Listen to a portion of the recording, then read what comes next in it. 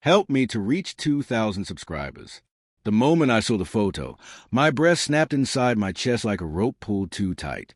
There she was, my wife of 26 years, her hand resting on the chest of a man she once swore meant nothing. The background wasn't a meditation deck or a forest retreat or the spiritual center brochure she'd shown me. It was the exact resort where we spent our honeymoon.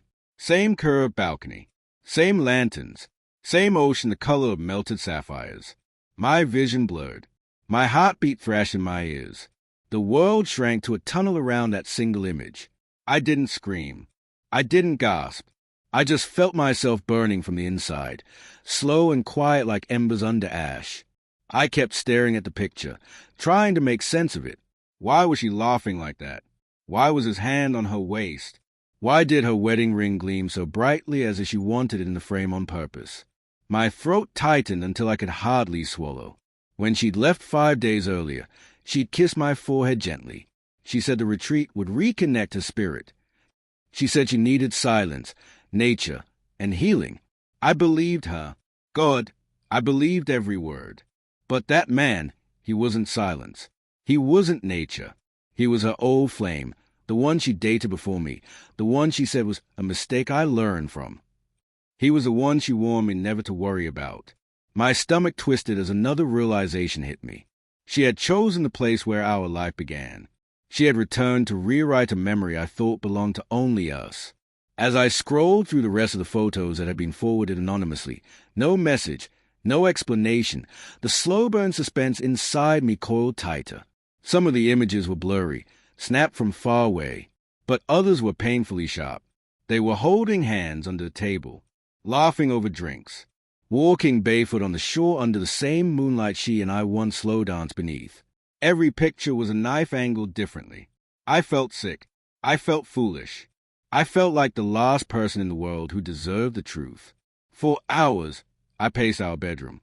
The room felt smaller without her. The bed looked too neat. Her perfume still lingered, the same perfume she promised she only wore for herself, though I now wondered who she really wore it for. When she finally called to check in, her voice was soft, airy, peaceful. "Hey, love, how are things at home?" "Fine," I whispered, my voice cracking. She didn't notice. She talked about morning meditation, about finding clarity, about letting go of old burdens. I nearly laughed, or cried, or both. "Can you do a video call?" I asked. There was a pause. Slight, but real. "Video? Right now? I'm actually walking to a session." "Just for a second." Silence again. Then she said, "I'll call you later, okay?" Her voice tightened like a door closing on a secret. That was the moment I knew with certainty. Not from the photos. Not from the resort. Not from the man. From her voice. She was hiding something she no longer had the strength or will to disguise. That night, I didn't sleep. I replayed our life in fragments. The years raising our daughter. The quiet Sundays reading together. Every argument. Every apology. Every kiss that now felt like a question mark. I remember the promises she whispered in the dark. The dreams we built slowly, carefully, vulnerably. All of it sat on my chest like a collapsed roof. When she returned 2 days later, she walked into the house glowing in a way that made my heart ache. She hugged me tightly, but I noticed a hesitation, the frozen heartbeat before her arms wrapped around me. A hesitation that wasn't there 26 years ago. "Missed you," she said. Her voice was tender. Too tender. Tender with guilt. I pulled out my phone, opened the images, turned it toward her. Her face collapsed. Not into panic. Not into denial, but into something far worse, recognition.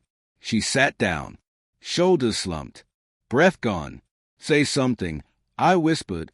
She covered her face. "I didn't plan it. I swear I didn't plan it." I waited. It just happened. Seeing him again, talking, remembering who I used to be. I felt alive in a way I haven't felt in years. Her voice cracked. "But I still love you." The worst part? I believed her. That was the blade that cut the deepest. She loved me, and she betrayed me anyway. Why there? I asked quietly. Why our place?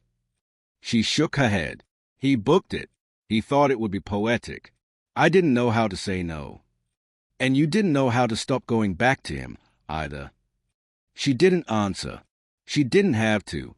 I stood slowly, feeling my heart split not loudly but with a soft, aching sound of paper tearing. She reached for my hand, but I stepped back. I'm choosing myself this time, I said, and I hope someday you understand why. Her tears fell, silent and heavy, as I packed a small bag. When I walked out, I felt hollow, but not broken, hurt, but not destroyed. I had loved her for 26 years. Now I was learning to love myself more.